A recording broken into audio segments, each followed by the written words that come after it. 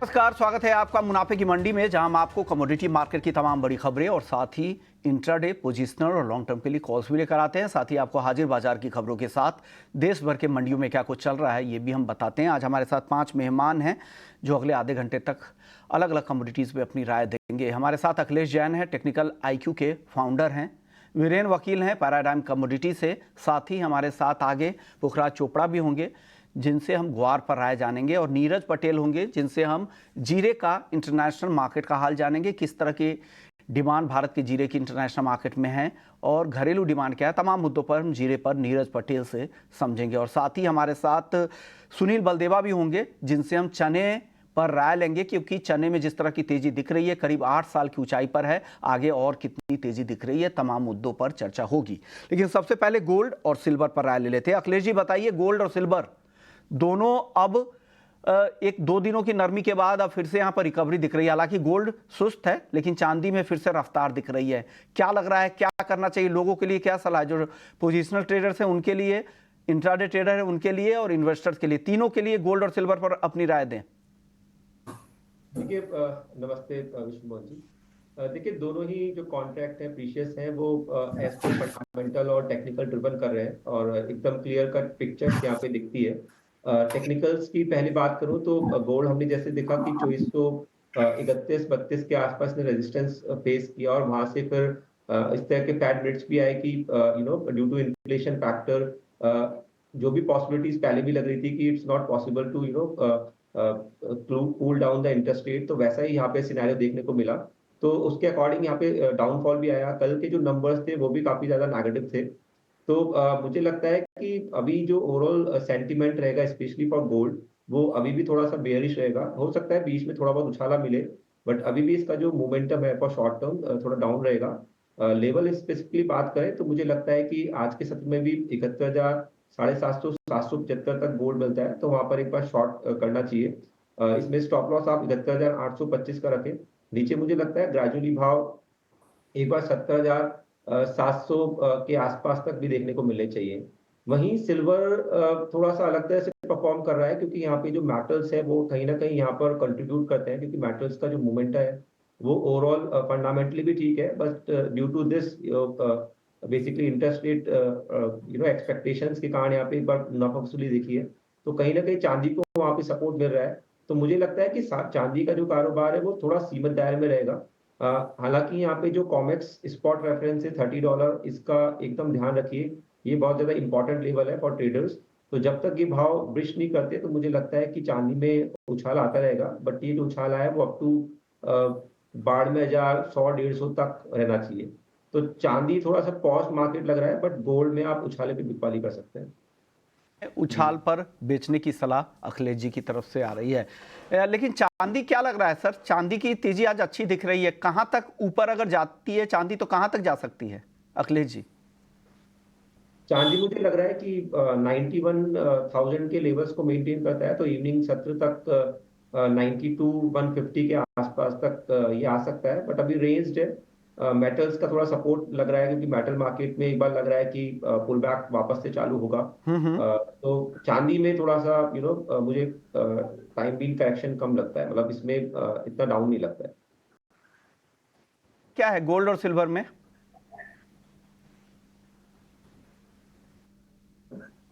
Biren sir, आपसे मेरा सवाल था, गोल्ड और सिल्वर को लेकर आपका व्यू क्या है? गोल्ड में मैं बाय ऑन डिप्स प्रेफर करूंगा, करीबन 71,100 के आसपास हल्का सा पुल बैक आना चाहिए। वैसे इंटरिम टॉप बना है, बट ऐसा लग रहा है कि अभी जो वॉलेटाइल टॉपिंग की पैटर्न में देख रहा हूँ, तो दोनों साइड की मूवमेंट हम अगले 2-4 वीक तक देखेंगे। पूरा का पूरा जो एक्शन है वो शंघाई में है, क्योंकि वहाँ वॉल्यूम भी काफ़ी बढ़ चुके हैं और वहाँ वॉलेटिलिटी भी बढ़ चुकी है। जो एक्शन पैक जो है वो शंघाई टू कॉमेक्स आर्बिट्रेज है। तो ये देखने के हिसाब से ऐसा लग रहा है कि पर्टिकुलर सोना का जो सेटअप है और इलियट वेव के हिसाब से भी थोड़ा उसका अपसाइड सेटअप है, तो मैं बाय ऑन डिप्स उसमें प्रेफर करूंगा। सिल्वर जॉबिंग के लिए अच्छा है, दोनों साइड खेल सकते हैं, counter intuitive, but come volume पे और स्टॉप लॉस थोड़ा वाइड होना चाहिए, वॉलेटिलिटी काफी ज्यादा रहेगी। में आपको लग रहा है कि आप दोनों साइड से आप ट्रेड कर सकते हैं, तो एक रेंज बता दीजिए बीरेंद्र सर, अगर दोनों साइड से ट्रेड करना है तो क्या रेंज रहेगा, किस ऊपर में जाके बेचे और नीचे में कहां खरीदें? ये अच्छा सवाल है आपका। जो वेल एस्टेब्लिश रेंज सिल्वर की अगर बात करें तो उसमें 2770-3220 की वाइड रेंज है, सॉरी 2880 3280 की वाइड रेंज है। डोमेस्टिक टर्म में इसकी रेंज जो है वो 87 88 डाउन साइड और अपसाइड में 93 94 है। तो 93 94 को हम सेल जोन मानेंगे, 89 80 को हम बाय जोन मानेंगे और यहाँ नियरली हम 3% का एसएल यूज करेंगे फ्रॉम द एंट्री पॉइंट और वॉल्यूम छोटा थोड़ा रखना चाहिए क्योंकि ओवरऑल हमको वॉलेटिलिटी 10-15% दिख रही है। वैसे भी सिल्वर ने लास्ट ईयर पूरे साल के लिए 40-50% की वॉलेटिलिटी दिखाई थी। तो रेंज बीरेंद्र जी बता रहे हैं 87-88 का और साथ ही 93-94 का ऊपर में, इस रेंज के ऊपर में आप बेचें या फिर नीचे में खरीदारी करें, लेकिन जो भी एंट्री पॉइंट है वहां से 3% का डीप आप यहां पे स्टॉप लॉस भी रखें क्योंकि वाइल्ड मूव भी आते हैं तो कभी भी एसएल भी आपकी उड़ जाए, वैसे भी बिना स्टॉप लॉस के ट्रेड आपको नहीं करना है। लेकिन गोल्ड डिप पर खरीदारी की सलाह है और बीरेंद्र जी ने अच्छा कॉल दिया है कि गोल्ड मिनी के साथ जाने की सलाह दी है। 71,100 पे गोल्ड मिनी खरीदने की और टारगेट है 71,900 का। चलिए अब बात बेस मेटल्स की सीधे करते हैं क्योंकि मेटल्स की भी रफ्तार ज़बरदस्त है। 2 साल की ऊंचाई पे एल्युमिनियम, 1 साल की ऊंचाई पे जिंक रिकॉर्ड बना कॉपर में, लेकिन वहां से फिर 2 दिनों की मुनाफा वसूली और फिर आज फिर से तेजी दिख रही है। बीरेंद्र जी मेटल्स में क्या व्यू आपका अब बन रहा है, कुछ पसंद है आपको मेटल्स में? यहाँ जिंक अभी भी ऐसा लग रहा है कि इसका मोमेंटम भी अच्छा है और जो इकोनॉमिक्स है, प्रोडक्शन इकोनॉमिक्स या पॉलिसी सपोर्ट, वो भी जिंक के फेवर में है कंपेयर टू कॉपर। तो मैं यहाँ भी 265-267 के आसपास बाइंग प्रेफर करूँगा। यहाँ भी वॉल्यूम थोड़ा कम और टारगेट की रेंज थोड़ी वाइड रहेगी। मेटल में सबसे ज्यादा वोलेटाइल जिंक रहेगा जिसकी स्विंग में भी 248 से 294 रह सकती है 3-4 महीने के हिसाब से। तो यहाँ भी buy on dips with low volume and wider target और पोजिशनल नजारा है, ये मेरा नजरिया है, ये 2-3 वीक का है। 3 हफ्ते का व्यू है, ये ध्यान में रखिएगा। टाइम फ्रेम हमेशा ध्यान रखिए क्योंकि किस टाइम फ्रेम के लिए पता चला कि कोई एक्सपर्ट आते हैं वो इंट्राडे के लिए भी कॉल देके जाते हैं, कोई 1-2 दिनों के लिए, किसी का 2-3 हफ्ते का भी रहता है। तो इनका पोजिशनल व्यू है 2 से 3 हफ्ते का। बीरेंद्र जी का 280 का टारगेट है, 257 का स्टॉप लॉस लगाना है, एंट्री पॉइंट है 265 रुपए का। अखिलेश जी आप बताइए आपको बेस मेटल्स में क्या क्या पसंद है? देखिए, मुझे जैसे सर ने कहा कि जिस हिसाब से पॉलिसी यहाँ पे डेवलपमेंट हुआ है चाइना में और स्टिमुलस दिया गया है और यहाँ शाम के जो नंबर्स थे मैन्युफैक्चरिंग पीएमआई के और एम्प्लॉयमेंट के, वो सभी चीज़ें फेवर में है। हमने पुल बैक भी देखा कल।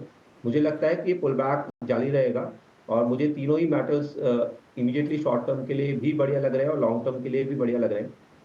लेवल स्पेसिफिक बात करें तो कॉपर, मैं जून वायदा की बात कर रहा हूँ क्योंकि मई तो अब एक्सपायर होने वाला है।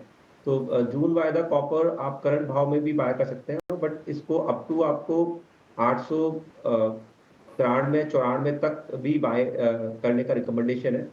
इसका स्टॉप लॉस आप 888 का रखें। मुझे लगता है ग्रेजुअली भाव 926-27 तक आप देख सकते हैं अगले वीक तक। वहीं जिंक में भी घटे में बाय करिए, अप टू 270 के नीचे आता है तो वहां पे बाय करिए आप। 267.75 का स्टॉप लॉस लगाएं। ऊपर मुझे लगता है कि ग्रेजुअली भाव 276-278 तक जा सकते हैं। एल्यूमिनियम भी बाय करने का है, बाय ऑन डिप्स रखिए, 235-75 का स्टॉप लॉस रखिए आप। इसका ट्रेडिंग मुझे लगता है कि 242 के आसपास तक के भाव यहाँ पे देखने को मिल सकते हैं। तो मेटल्स के अंदर बाय ऑन डिप्स रखना चाहिए। कॉपर और एल्युमिनियम तीनों कॉल अखिलेश जी की बाई कॉल है, यहाँ पे खरीदारी की सलाह यहाँ पर आ रही है। तीनों कॉल आपके स्क्रीन पर है। टारगेट और स्टॉप लॉस दोनों नोट कर लीजिएगा और एंट्री पॉइंट भी, ताकि रिस्क रिवॉर्ड के लिए बेहतर है। क्रूड पर बताइए बीरेंद्र जी, क्या लग रहा है आप? क्रूड इस हफ्ते तो 3% की गिरावट दिखी है, शुरुआती कारोबार में थोड़ी तेजी थी, वो भी गायब हो गई है। क्या लग रहा है और नीचे आएगा क्या कच्चा तेल? हेडलाइन ड्रिवन मार्केट या इवेंट सिनारियों को देखते हुए ऐसा लग रहा है कि अभी ये 3 दिन का जो वीकेंड है, मंडे को मार्केट बंद रहेगा अमेरिका मेमोरियल डे हॉलीडेज। यहाँ बाय ऑन डिप्स प्रेफर करूंगा, इवन करंट लेवल के आसपास 6450 65 के जोन में बाइंग और 6330 का स्टॉप लॉस। और नेक्स्ट मंडे अराउंड का जो टारगेट है प्रोबेबल 6650 6700 रख सकते हैं। बहुत टाइम से ये 65 68 या 65 70 के दायरे में घूम रहा है। करीबन 4-5 महीने से हम इसमें रैंडम इसी दायरे में बार बार एक जैसे कि एक सर्कुलर कमोडिटी की तरह उसको देख रहे हैं।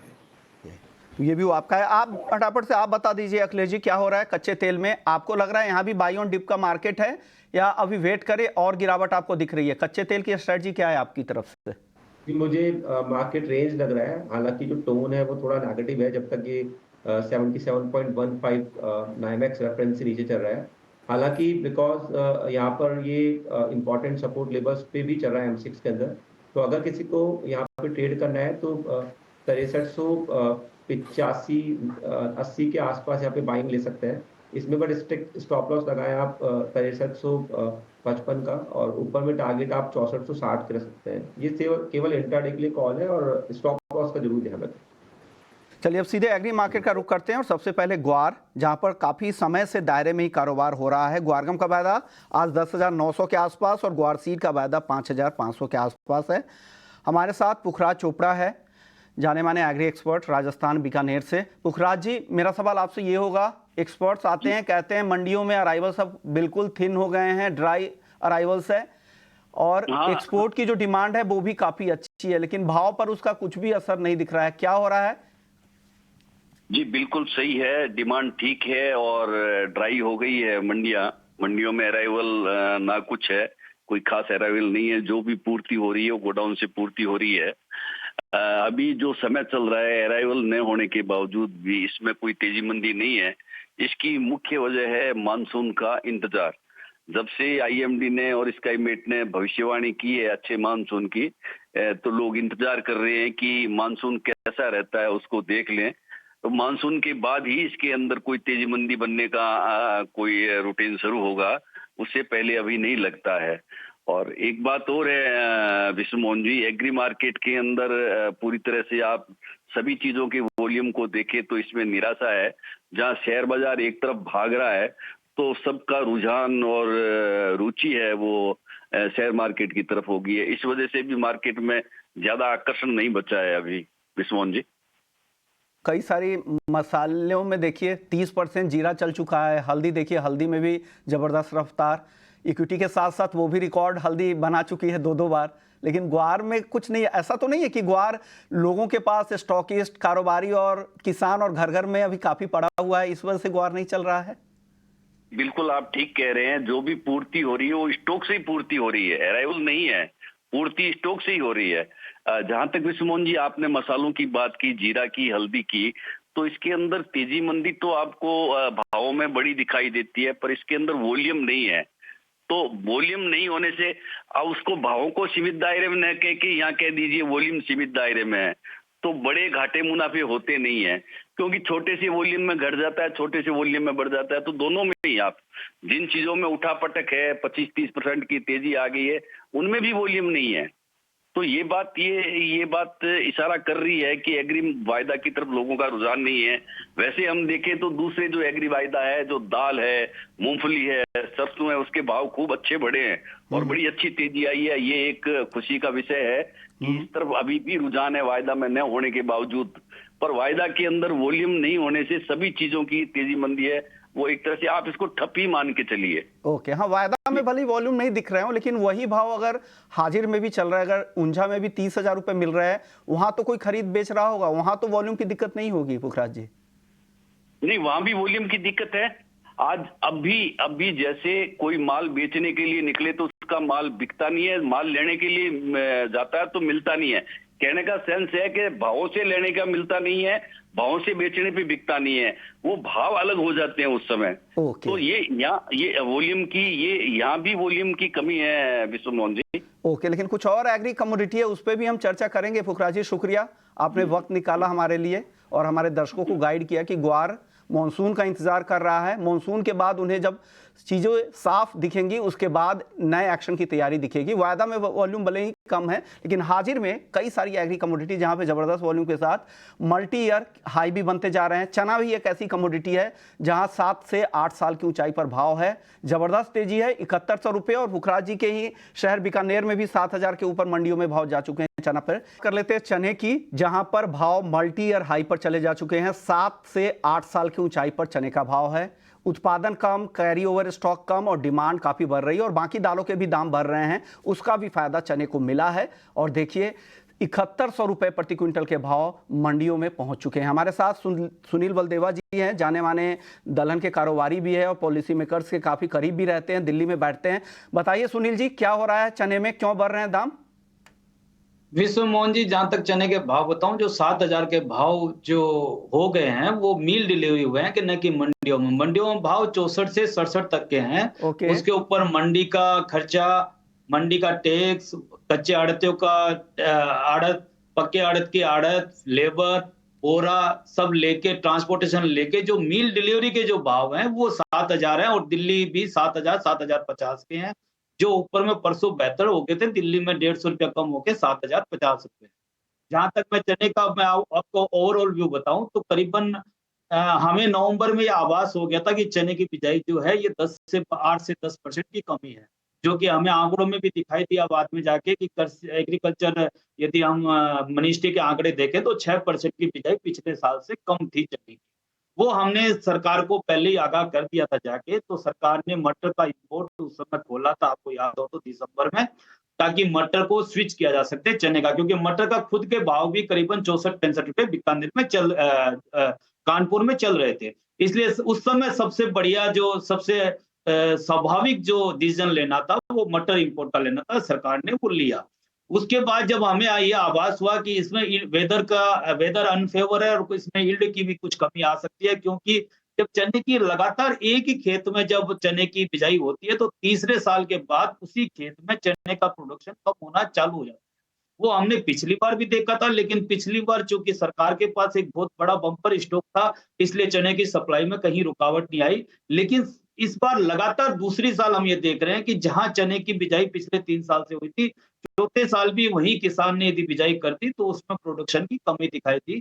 दूसरा वेदर कंडीशन, जैसा मैंने बोला, सही टाइम में गर्मी, ये ठंड और बारिश का न होना भी एक इसका बहुत बड़ा कारण रहा।